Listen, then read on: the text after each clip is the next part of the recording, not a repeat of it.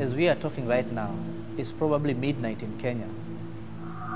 And I can see many kids who have gone to bed on an empty stomach. It was lunchtime. We were sitting around a table and we were all holding hands.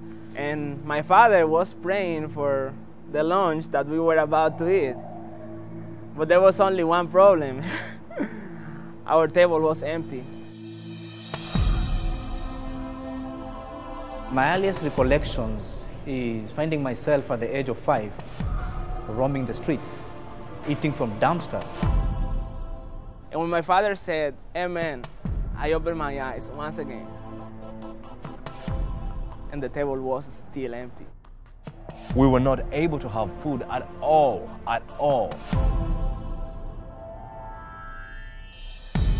We were forced to live with 17 of our other relatives in a very small shanty. Shacks that are bumper to bumper, no toilets. A lot of crime. If you want to be out of poverty, then you have to deal with drugs. No running water. There's a lot of rape for children. Disease was just all over the place. Some of my friends were actually sold into prostitution. Kids dying for preventable causes. And that's what I saw. And as darkness engulfs the place, the devil takes over.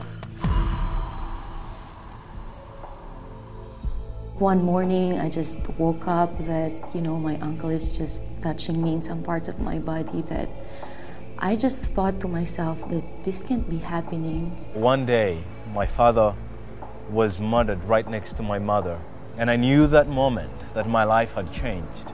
I watched as my 10-month-old sister died in the laps of my mother out of starvation. My relatives would always tell me, "Michelle, you are so ugly. You look exactly like your father. You will become nothing but a thief and a drug addict when you grow up." And those were the words that I heard from people whom I expected to love and take care of me. And that made me feel so shameful of who I am. Poverty had told me I am hopeless, I am nothing, and I believed that. But right in the middle of this desperation, it was then that compassion intervened. One Sunday morning, my Aunt Carol, she's the only Christian person that I know during that time, she woke me up and said that we have to go to this church, and she registered me, to become the 37th child in that compassion project. What joy and dancing came to my home at the news that I'd finally got a sponsor. I received my first letter. We wrote back and forth. And he told me, "You are my first friend outside my continent." She said words like, "Richmond, I love you. Richmond, I'm praying for you." And that lightened me up. My sponsor told me, "Michelle, you are beautiful. You are precious to us. We are proud of you, and we are praying for you, and we love you." And the words touched the very depth of my heart and soul.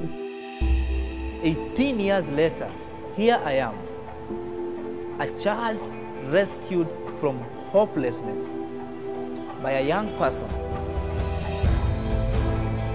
My life was changed. My life was changed. My life was changed by a teenager who sponsored me. I was sponsored by a teenager. She was 15 years old.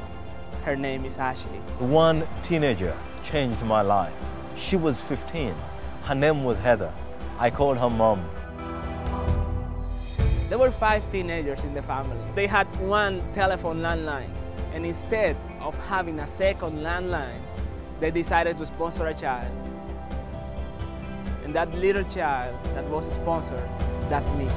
My name is Michelle. My name is Tony. My name is Jimmy. My name is Richmond. And one act saved my life. And one act Saved my life. Saved my life. Will you act? The choice is yours.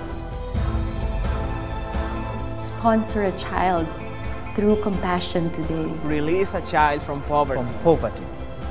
In Jesus' name. In Jesus' name. In Jesus' name.